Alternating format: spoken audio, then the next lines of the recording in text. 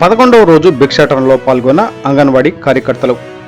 బాపట్ల జిల్లా వేమూరు నియోజకవర్గం మండల కేంద్రమైన బట్టిప్రోలులో ఐఎన్టీయూసీ ఆధ్వర్యంలో అంగన్వాడీ కార్యకర్తలు చేపట్టిన నిరసన కార్యక్రమాలు శుక్రవారం నాటికి 11వ రోజు చేరాయి. అంగన్వాడీలకు జిల్లా బీసీ సంక్షేమ ఉపాధ్యక్షులు జొన్నాదుల వెంకటేశ్వరరావు, చేనేత నాయకులు కూరపాటి రఘురామయ్య, తెలుగుదేశం నాయకులు ఎడ్ల జయశీలరావులు సంఘీభావం వ్యక్తం చేశారు. అనంతరం అంగన్వాడీలు బట్టిప్రోలు పురవీధులలో భిక్షాటన కార్యక్రమం నిర్వహించారు.